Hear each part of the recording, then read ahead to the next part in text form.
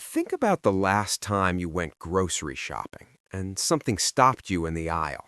Maybe it was the price on a carton of eggs, maybe it was a package of ground beef, or maybe it was just the final total at the checkout. And you stood there thinking, I didn't buy anything unusual. How is this number this high? That moment is happening in households all across the country. And what makes it confusing is that the news keeps telling us inflation is easing. The Federal Reserve says it, economists say it, and yet the bill at the register doesn't reflect that. According to the USDA, grocery prices have risen roughly 25% since 2020. A household spending $500 a month on groceries 5 years ago is now paying closer to $625 for the same basket of food, an extra $1,500 a year, without buying anything different. So today, I want to understand that gap.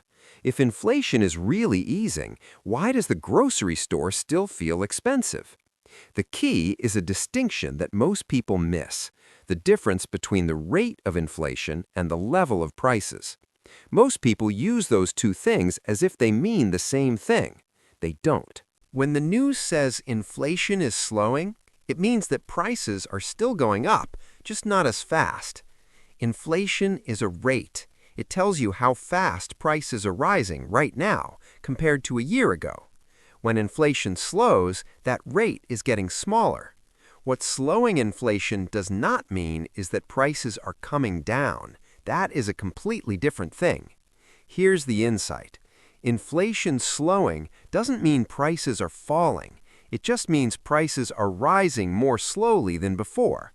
Once that clicks, everything else makes sense. The gap between what people hear in the news and what they feel at the register isn't a misperception. It's a direct consequence of that distinction. The news is reporting on the rate. The register is showing the level. Take a box of cereal. In 2019, that box costs $3.50.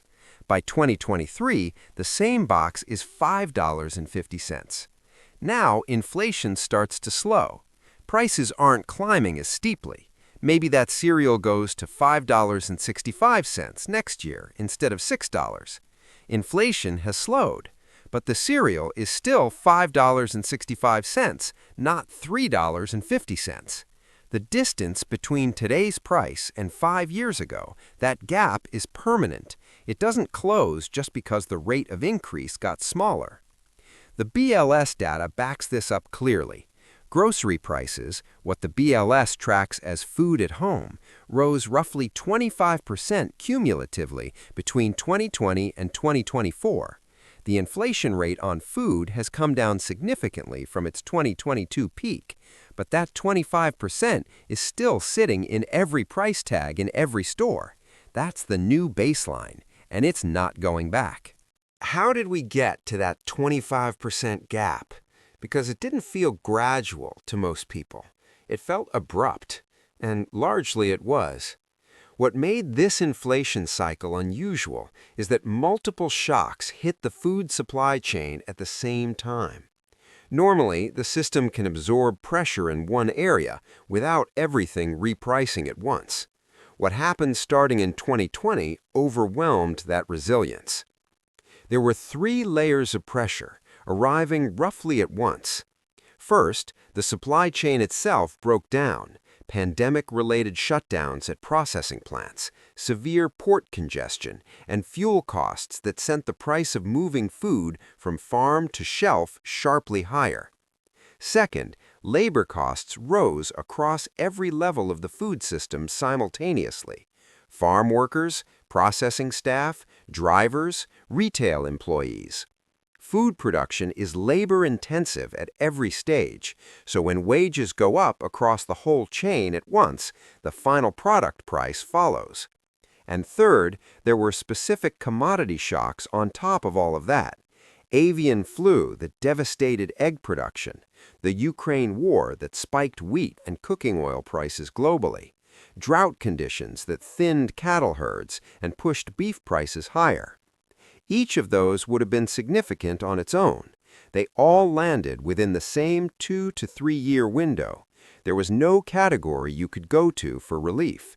Every aisle moved at once.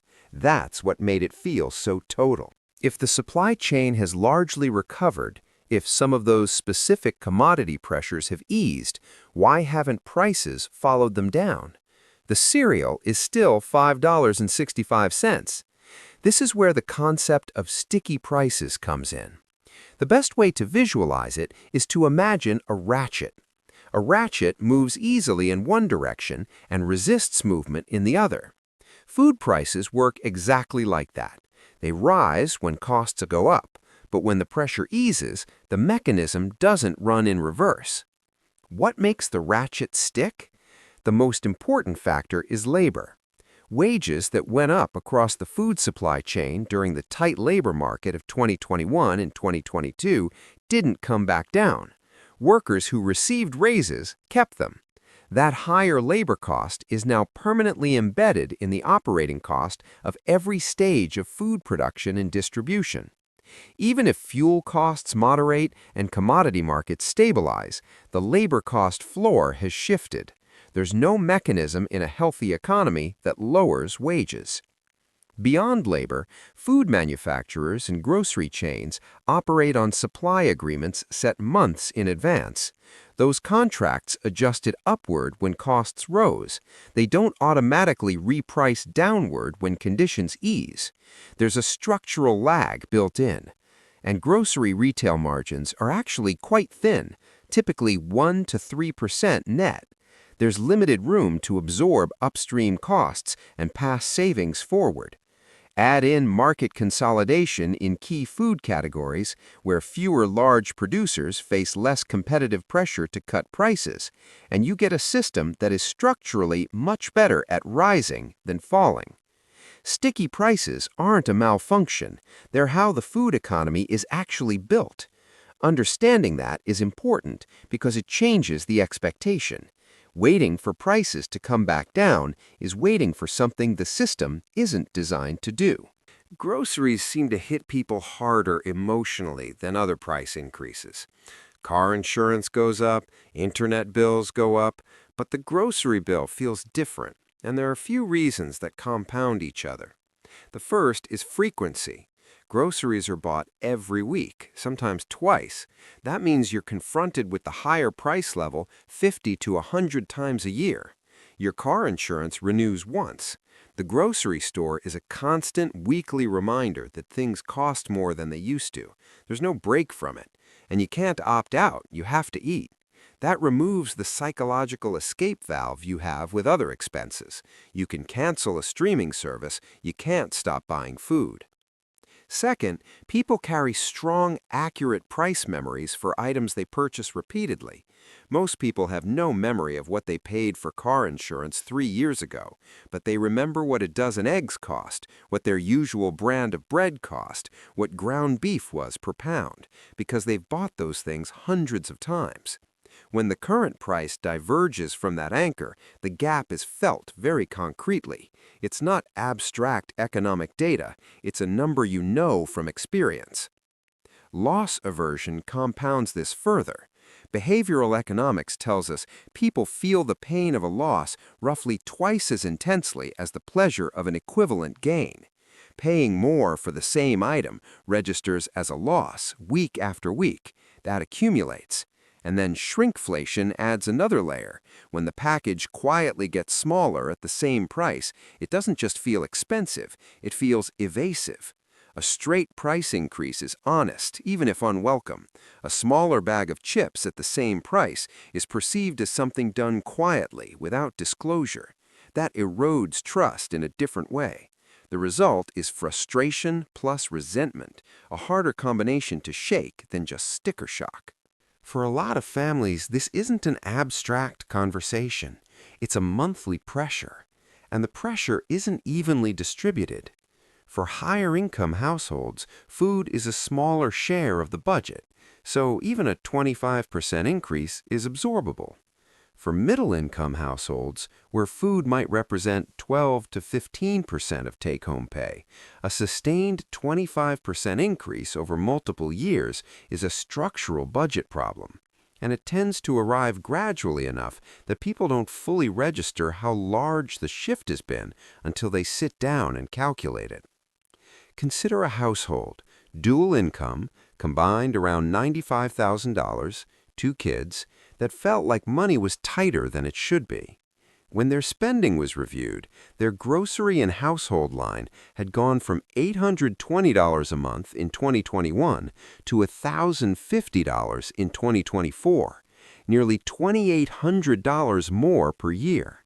They hadn't changed their habits, the market had changed around them.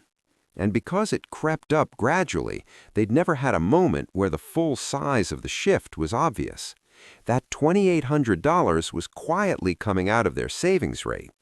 It's one of the most common patterns I see, and it's solvable once you see it clearly, but it requires deliberate action, not passive adjustment. What actually helps households feeling this pressure?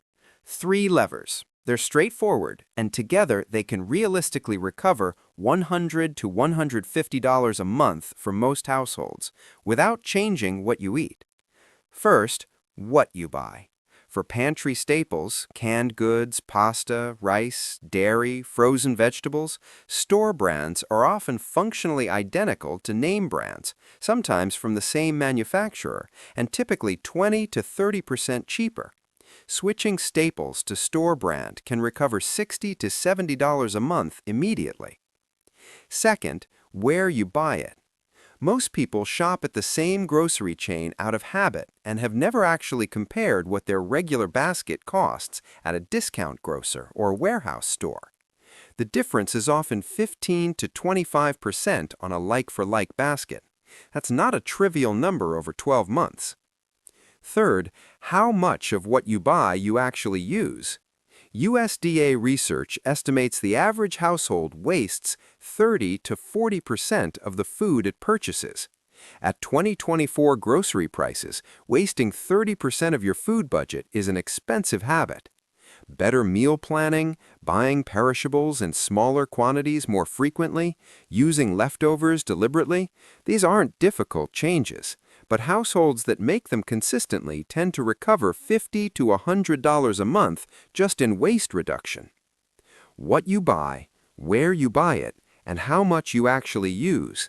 The reason this framework works is that these are purchasing decisions, not lifestyle sacrifices. The food on the table doesn't change, the efficiency of getting it there does. The frustration people feel at the grocery store isn't a misreading of the economy. It's an accurate response to a real and lasting price shift. Inflation slowing is real and meaningful, but it doesn't close the 25% cumulative gap that built up between 2020 and 2024. That gap is the new baseline, and because of sticky prices, because labor costs don't reverse, contracts don't reprice overnight, and the food industry structure doesn't push margins below a floor, those increases are largely permanent. Grocery prices returning to 2019 levels almost certainly isn't going to happen. So the practical response isn't to wait, it's to adapt. What you buy, where you buy it, and how much you actually use, those 3 things are within your control right now, regardless of what inflation does next. The households managing this best aren't waiting for the market to fix itself. They're making deliberate choices about the one budget line that still has real flexibility in it. The grocery bill isn't lying to you. Now you know why, and you have 3 places to start. See you next week.